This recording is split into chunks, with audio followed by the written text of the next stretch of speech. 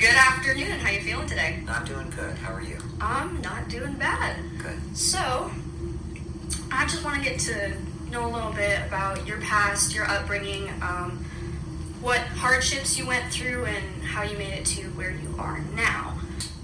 I want to know where you grew up.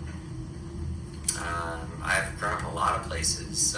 From memory, I grew up a little bit in Southern California around San Diego. And I've grown up around the Chicago area.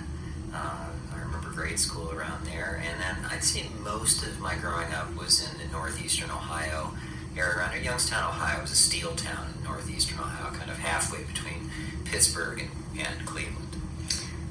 All right.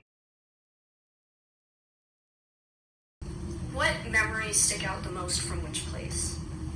Probably most of my memories are centered around growing up in a steel town in western Pennsylvania, northeastern Ohio, and it was a hard-working, blue-collar town where pretty much everybody went and worked at the steel mill. There was, as I became a little bit older, there was very high unemployment because the steel mills were shutting down. And I remember it just being a tough and hard life. And when you say tough and hard, what does that mean to you? What do you classify as tough and hard? It means that everybody was poor. About 25% of the people didn't have jobs. They couldn't support their families. And nobody was really rich or anything like that. And really the only method that we had for being able to make a living for ourselves was hopefully to get an education and be able to move out of that area. And in that area during that time, what was it like for you personally? It was actually a great place to grow up. I learned a hard work ethic. I grew up with a lot of people who, they basically they were typically Christian. There was a melting pot of, typically Italians, Irish, Polish, and African American. We all played football together, and it was honestly a fantastic place to grow up. Hard place to live right now, but then it really was a perfect place to grow up. Did you ever work in the steel industry? I did. I worked for Wheatland Tube. I worked for Sharon Steel for a short period of time too, as well. And also worked in the automotive industry for General Motors for a number of years. And I worked in the pulp and paper industry too, following college. And was that your first job? Well, my first job was McDonald's. When I was 16, I got a job at McDonald's, and I worked as a fry cook essentially, and then as a swing manager and working in the front. I liked the job too as well. It was actually a lot of fun. I learned a lot about people and how to interact with people and how to manage people. Do you incorporate that into what you do today? Every day. And have you learned anything from your past jobs that applies to everyday life? Absolutely. I feel that, my life as a doctor is really no different as far as, the way people behave and things like that as when I was an engineer, as when I was working as a fry cook at McDonald's. They're all basically the same people. Going back to where you grew up in Youngstown, Yes. Ohio, you say it's not as much of a great place to live now. Do you know why? There's extremely high unemployment. There's no industry there to support people. The population is probably a third or less of what it was when I lived there. So it's hard for people to be able to make a living there. Was it easy to make a living after the steel mill shut down? No, it was extremely hard. Most people left. Probably 2/3 of the population left that area because of that. Did you leave? Yes, I did. Where'd you go?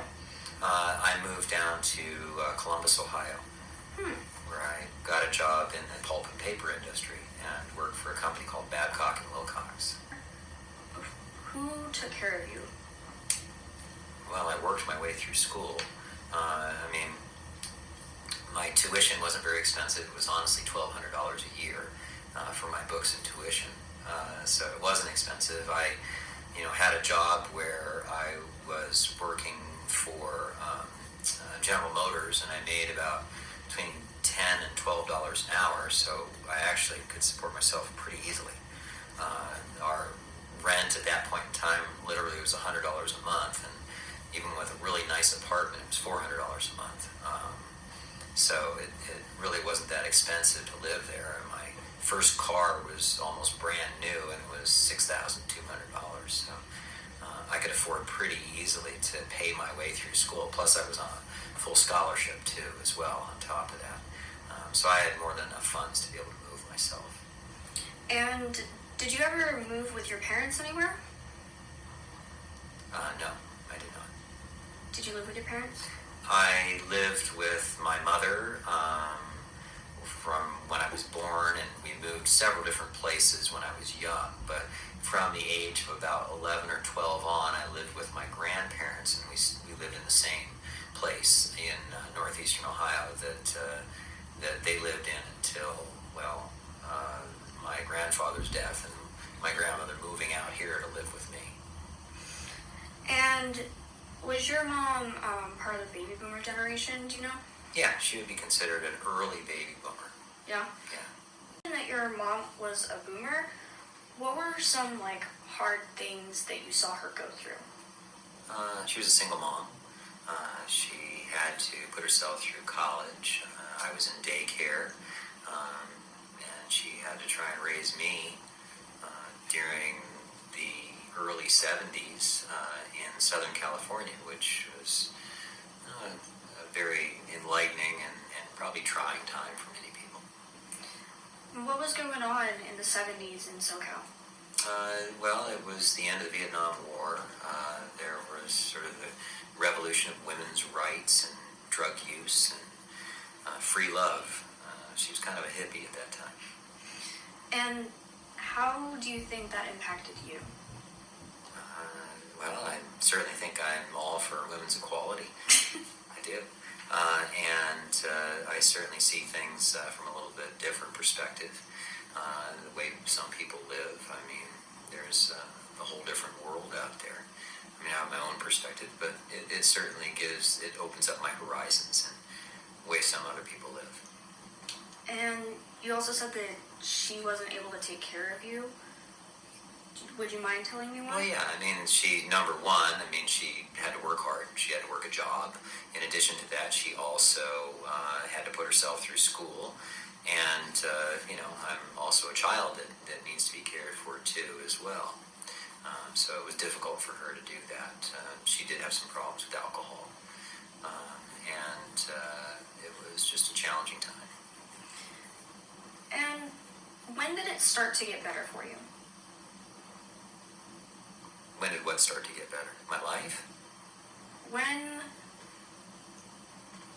did you get out of that situation? How did you get out of that situation? Well, I decided at some point in time that when my mother's marriage had fallen apart for, I believe, the third or fourth time, that I was going to go live with my grandparents, which I did. It was supposed to be temporary, but it ended up being permanent by my choice. So I lived from age 12 till I was, I think, 17, and then I moved out on my own, but I lived with my grandparents. And what generation are your grandparents part of?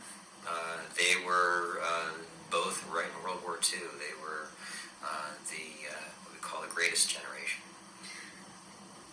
And would you call them the greatest generation? I would. Would you mind telling me why?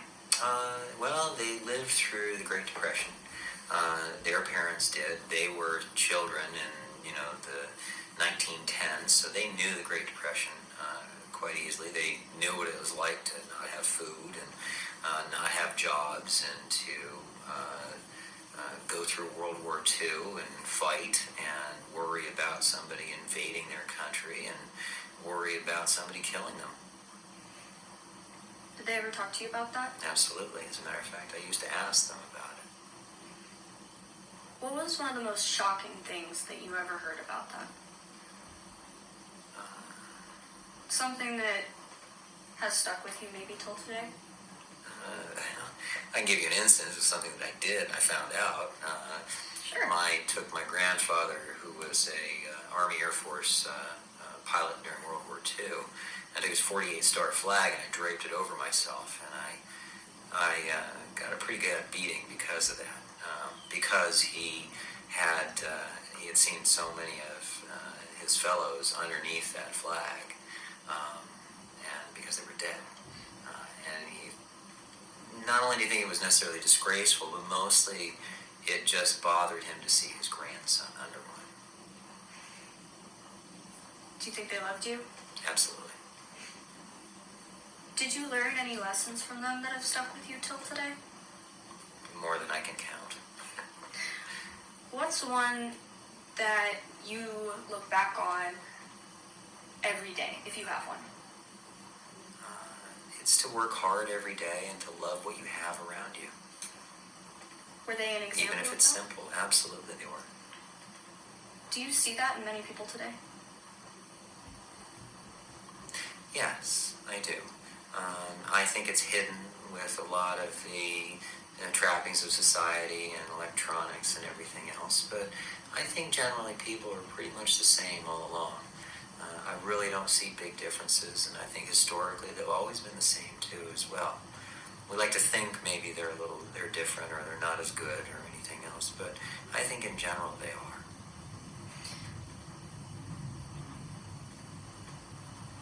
What has changed the most since you were born to now? What would you say, looking over America as a whole, has changed the most? A dissociation, I think, between those things that were important then and those things that are important now. I think that there's been a reset from basic things like getting enough food, I've got shelter, and I've got security, and I don't have somebody shooting at me. Whereas now it's the society of,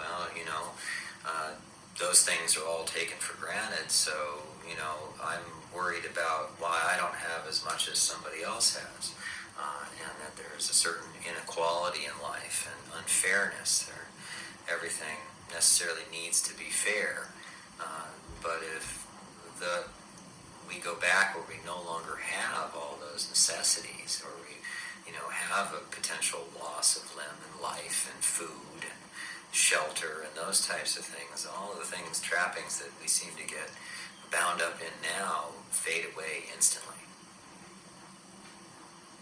And do you see this at work at all, ever? In my job? Mm-hmm. Oh, absolutely. There's a certain entitlement in our society in which people believe, they deserve, basically everything that you have, whether or not they work for it or not. And that's sort of pessimistic, and that's not altogether true. And there are many people who are very grateful for many, many things. But again, because people aren't struggling to meet their daily needs in life, they find other things to occupy their sort of needs hierarchy. And do you think that might change them if they did struggle? Oh, absolutely. We go right back to we went through a Great Depression, and we had a World War, and millions of Americans were dying. It would go right back to, hey, these are the things that are important. Do you think that what's happening right now with COVID-19 is making people struggle at all? Yeah, in a way it is.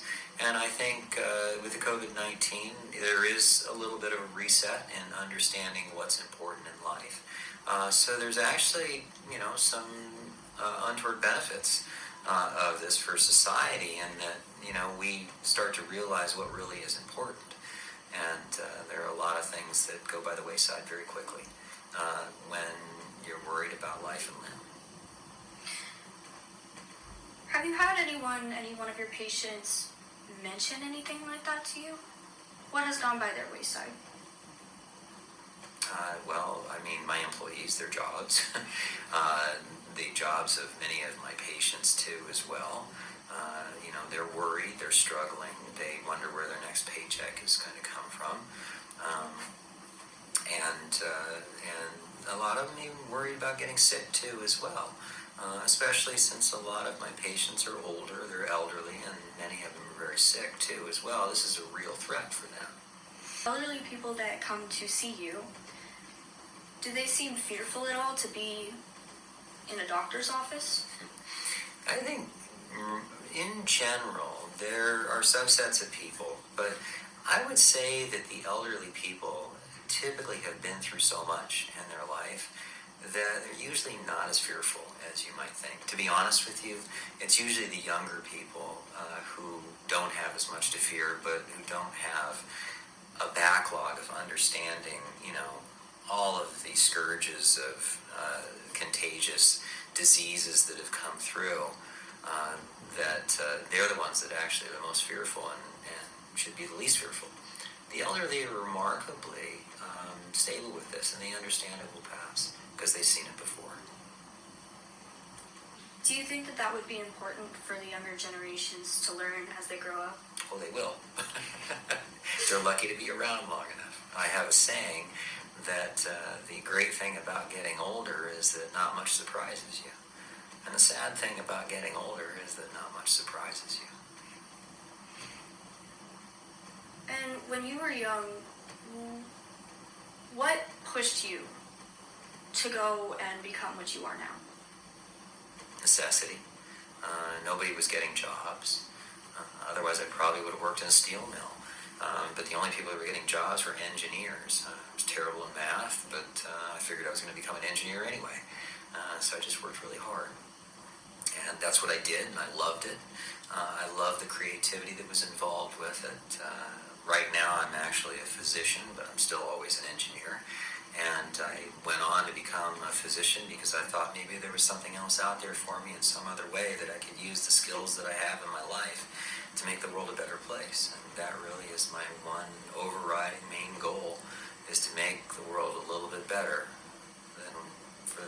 than when I started in it. Would you want to better lives for other people? Well, that's the whole purpose of it. Yeah, I mean, if the world is about me, then it's completely meaningless. But bettering the lives of other people is really what life is about. Have any of your patients come in and told you what you've done for them? Yeah, on many occasions, probably on a daily basis, they have. And I think it's important to serve a certain humility with that, because again, what they're seeing is the end product of hundreds of years of failures to get medicine to where it's at right now and what I'm able to do. Plus, in addition to that, I have literally almost 90 employees who probably do about 90% of the work around here too as well. So I'm one cog in the wheel, and granted, maybe I'm the lead of how things work, and I'm the one that orchestrates it, but still I owe, and they owe, most of the credit to all of the other people that work around me and all of those people that are long gone that have died perfecting what we're doing now. What percentage of your patients actually come and say thank you, or recognize that you bettered their lives? I don't know. I'd probably say somewhere around 5%. Do you think that a lot of people take it for granted, the work that physicians and doctors are able to do? I think that they do, but it doesn't change it for me. I mean, even those patients that, you're even angry, even if I've done something good for them. I know what I've done, and that really is what matters to me, is that I was able to positively impact their life. Whether they recognize it or not is immaterial. How does that make you feel going forward? Does it make you dislike your job any? No, not at all.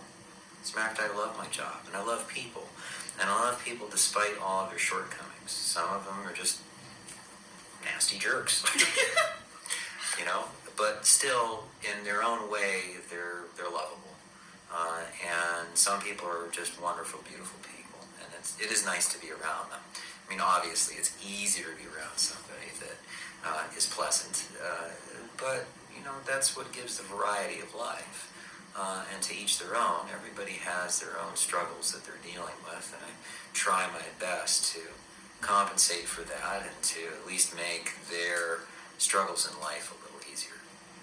And regardless of all of that, everyone who, is irritated or angry at you when you come to work, it's hard, long days, what motivates you to get up in the morning and go to work?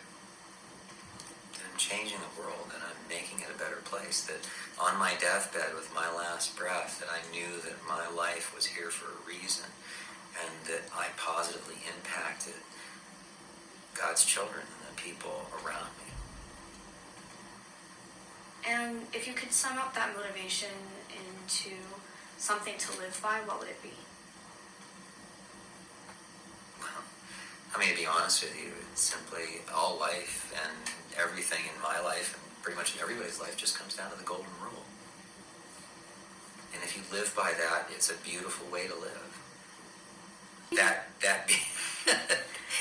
being treat everybody as you would yourself, and to love thy Lord thy God with all thy heart and soul. Do you do that personally? I try to. Do I do it always? No. But it's something that does make my life worthwhile. So I try to live it as much as I can. Are you a religious man? Yes. And would you classify yourself as any particular denomination? No, I would not. As a matter of fact, I don't even know that I would necessarily consider myself religious. But I have a very strong faith in God, and I have very strong faith in the God that's described in the Bible. And it's a personal belief that is the whole basis of the whole rationale for my life. And I feel very strong at it. I mean, it's not only just the basis, but it's sort of the total motivation of, the underpinnings of my motivation, why I want to do what I do. Do you ever express that in your daily work to anyone? Yes, I do it. I do it basically through my actions. And people recognize that too as well. They know what type of person that I am. They know that I'm somebody that cares about them. Even if I'm very straightforward and I'm very blunt. I try and be as caring as I can, but I also am very truthful too as well.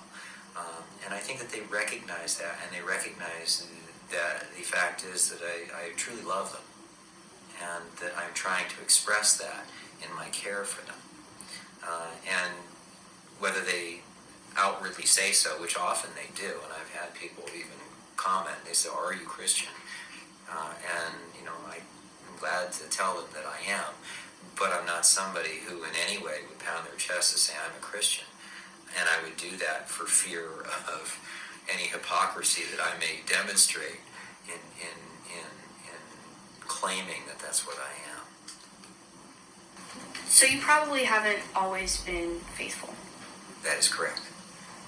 And what do you think was the turning point? What brought you to God? I don't know, to be honest with you. I think it was God that brought me to him. But I do remember the exact time and the exact moment as if it was 10 minutes ago. I remember that it was a snowy night. I was probably in my early 20s, maybe 22 years old. And I was working at the steel mill at night. It was snowing outside. I was working on some engineering project. And I had actually written a poem.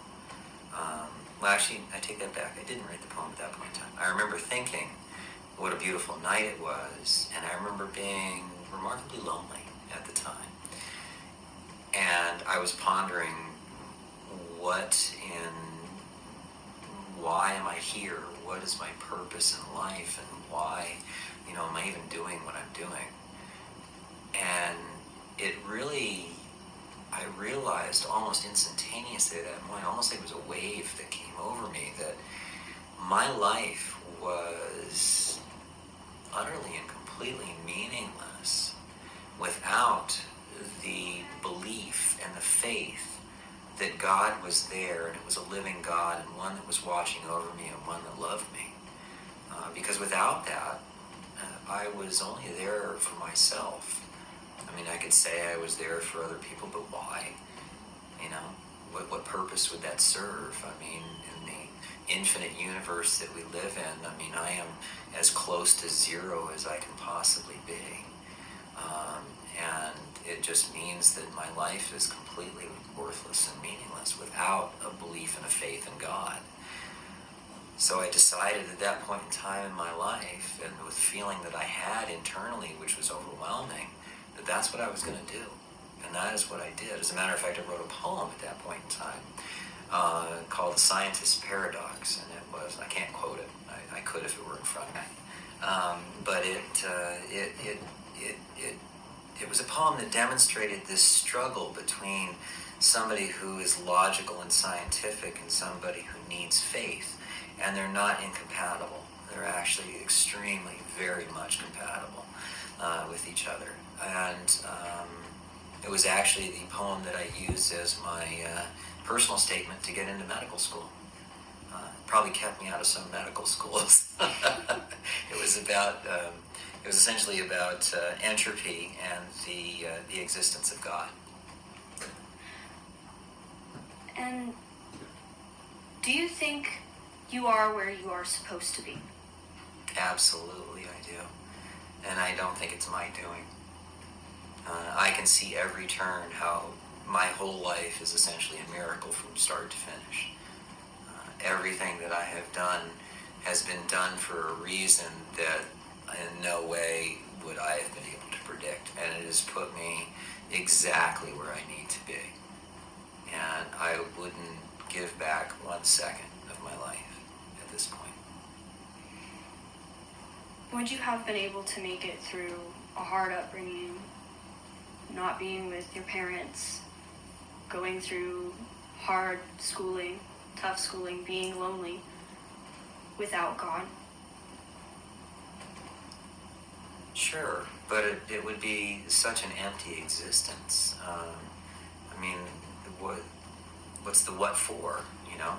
I mean, there are people that go through life, and my heart aches for them, to be honest with you, because I see them go through their whole life and they build rationales that are shallow and it just, I can tell that they struggle on a daily basis to even move forward with the things that they want to do in life because they don't have that basic underpinning of why do I get up and breathe every day? I mean, I think it's critical for people to know that. I mean, it's a really, really hard and I mean, I think an unhappy life to not have that and not to have that type of faith and understanding that this world is not about you. You know, it's about something that's much, much bigger than you, but you are such an integral part of it. You are the reason it exists. And that duality is amazing and beautiful.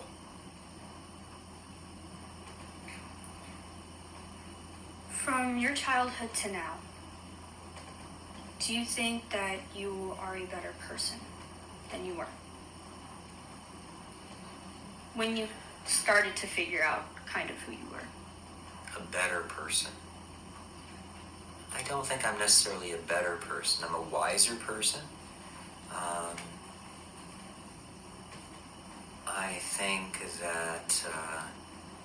I think that perhaps God has molded me over the years to be able to do more for other people. So I guess in that respect, but the overall quality of my goodness, I think, is determined by God. And I think He saw me as wonderful and beautiful and good from day one, as He does right now.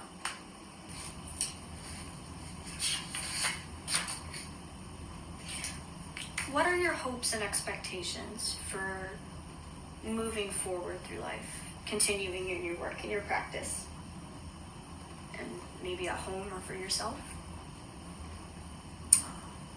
I mean, my expectations are that I will continue every day to do the best that I can. I don't know how much longer I have in this world. like to think that if I had one more day, that the days that I have served up until now have been everything, and that would be fine. If I have much longer, then I hope that my work would continue and that I would make contributions that would help people and glorify God. All right. Well, thank you for your time, Dr. McCafferty. It's been a pleasure. Okay, thank you.